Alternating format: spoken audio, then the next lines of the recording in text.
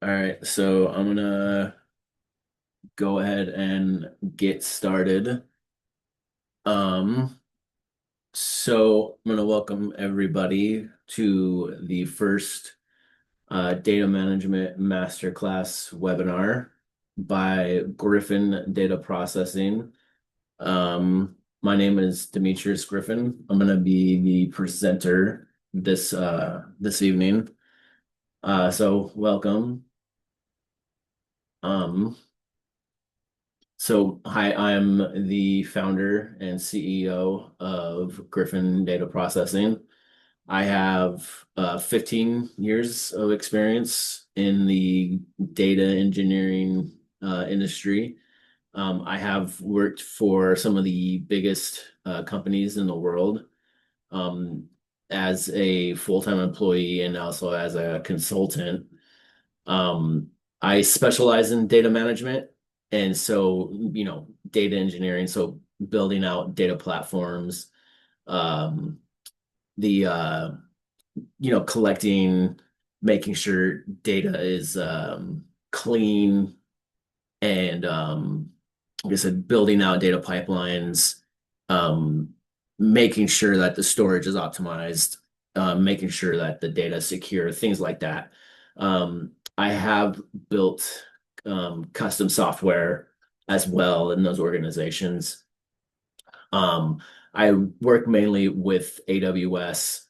I've worked with Python, Spark, a little bit of web development using React. Go ahead and tell you a little bit about my company, Griffin Data Processing. It was founded back in January of 2025 here in Spokane, Washington. We specialize in data management, mostly in the data governance realm. Working with data privacy, and then also with processing of the data. Um, we are working with or building out data governance tools, so specialized software, and then also some free data management tools as well.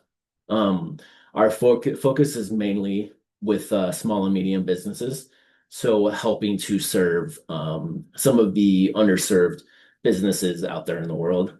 And then our website is griffindataprocessing.com. For the agenda tonight is first we'll start with a poll just to get just to see how everybody what everybody's thinking out there. The three topics we'll be talking about tonight is automated data governance. We'll talk about a use case out there that was conducted here this year. A recent trends in the AI world. We'll have a quick Q&A session. We'll do an overall summary of what we talked about tonight. We'll have last words time about what we have discussed here tonight, and then we'll just do a quick thank you about watching the video tonight. So tonight's poll is what's your biggest data management challenge today? Data quality issues, pipeline automation complexity, data governance and compliance, AI, ML model integration, and any other challenges you may have out there. Go ahead and list your answers in the comments and see what everybody else is dealing with out there. So, topic one, automated data governance. Reduces human error, reduces the burden of manual data quality checks, save time and money, keeps up with current regulations.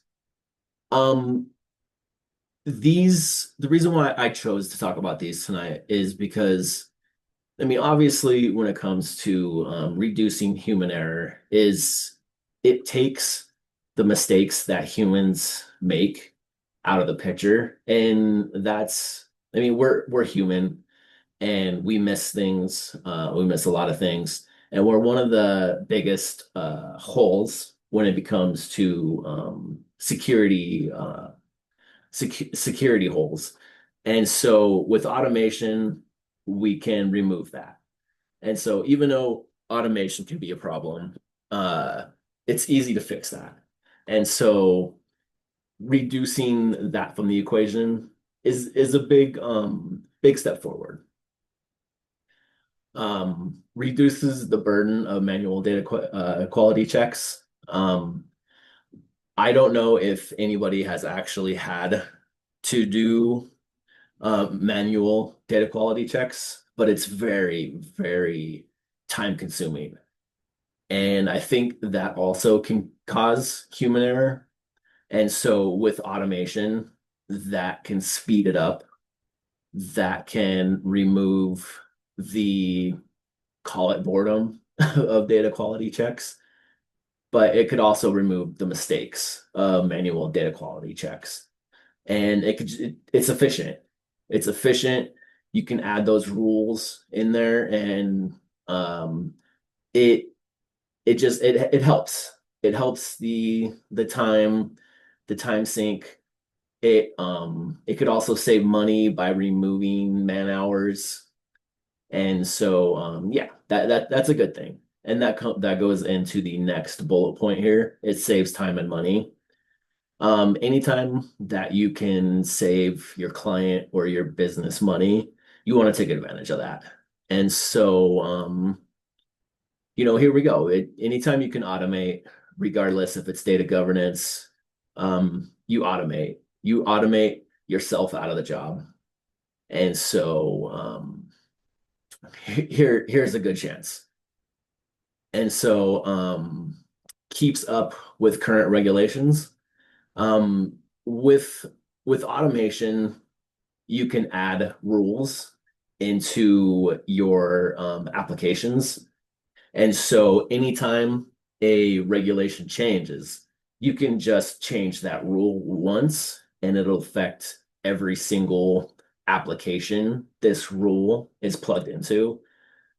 And so it it makes it easier so you don't have to retrain every single person that deals with that regulation, every single person that needs to check. And so that helps you stay in compliance. That helps, that just removes the mistake of missing out on that new regulation.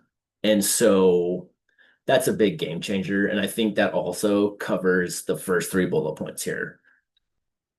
And so that's why automated data governance is the way to go going forward. And so the next topic here is the case study. And this case study was done by Colibra. And the link, I'll share the link towards the end of the webinar here. It's about, so I called it Data Lineage Drives Compliance and Quality in Financial Services. And so the challenge, excuse me, the challenge was financial institutions face increasing regulation or regulatory pressures. And the regulation is BCBS 239, and that requires full transparency and traceability of data. And us data engineers, any other data engineer out there understands how tedious it can be when you have to make sure that your upstream and downstream data matches. And so that can cause a lot of problems if you don't put those checks in place. So their solution was implementing automated data lineage and metadata management systems, and to enable clear visibility into data flows and transformations across all systems. Now, the reason why, and once again, this goes back to automating data governance, because this is basically what this is. And because this is scalable. This is a scalable solution here. And you can put it into, if you're building this out in one pipeline, that's good. You should, every engineer out there, anybody that's building out a pipeline needs to add this anyways. This should be 101. But this allows this allows it at a scale because not everybody does this, but this allows it to be done at scale. And I've worked for financial institutions, and tracking metadata is very important. And the scale at which financial institutions collect data, i.e., like credit card data, transaction data, is massive. And so this type of solution is massive.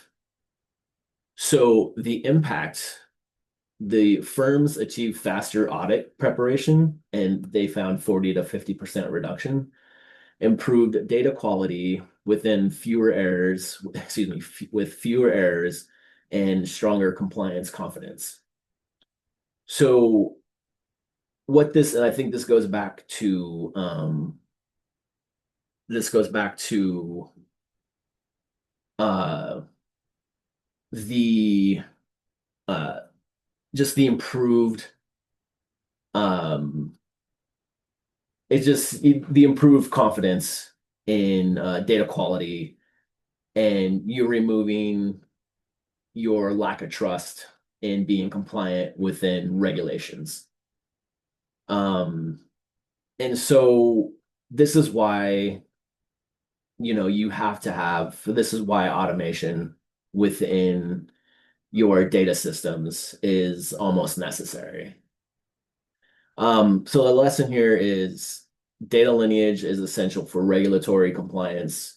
It reduces manual effort and bolsters trust in risk reporting and business decisions. I essentially just said that. Um, you, a few years ago when I was working for financial institutions, this was pretty much what we were doing. We were building data lineage into their data systems, but they didn't have anything in place. And so would have been this right here is, light years ahead of what they were trying to do. And so nobody was thinking about metadata back then, and it sounds like, when they did this study, this institution was not thinking about it either. And so this is why, going forward, I hope more and more institutions, and even outside of the financial industry, um, businesses and industries are thinking about this as well going forward. So the next topic is trends in AI. Obviously, generative AI is transforming data analytics by enabling automated insights, anomaly detection, and natural language querying of complex data sets. Financial institutions are adopting AI agents, which combines multiple types to enhance decision making, fraud detection, and customer personalization. AI regulatory scrutiny is intensifying, focusing on governance, bias mitigation, and transparency requires balanced innovation with robust risk management frameworks will help reduce this scrutiny. Now, while the first two are, interesting by itself, everybody who's probably watching this understands, generative AI and AI agents, how important those have been within the last few years of changing, just the world in general. We understand how it's transforming analytics, We understand how it's changing, decision making, the decision making, um, in just the world and how we spend, our time and how we just essentially, you know, run our lives. But the last one is important just because, there's still hesitation out there. And, us technologists, we're not as hesitant to work with it just because of we understand what it does. But, for our potential clients, they still may be a little hesitant. And they we have to prove to them that what we're working with and the things we're building is safe. It's safe, it's accurate, and they can trust it. And so we have to focus on the governance, and we have to focus on letting them know that it's unbiased, that it's not wrong, and we can prove it. And so we have to understand the data that we're feeding these models and these agents is correct, because the term is garbage in and garbage out. Some of these bigger tools that are out there, you know if you ever look to see what data sets they're using, you have to understand that, hey, the internet is the internet. And so when you're building these tools for your customers, sometimes your data sets need to be a little more focused on what your customers need. I'm not saying they need to be small, but they need to be a little more focused instead of over just querying the internet. Um and yeah, and make sure you're able to explain what your project is doing, what your model is doing, what your platform, your program, and your agents, whatever you're building is doing. Don't just walk in and say, "Hey, I used AI. I said the thing." So, yeah, and especially because there was, and if you read the news, it happened. A company came in and said, "Hey, I did the thing. you know, Give us your money." And they gave really important reports, and it came back later that the reports were wrong.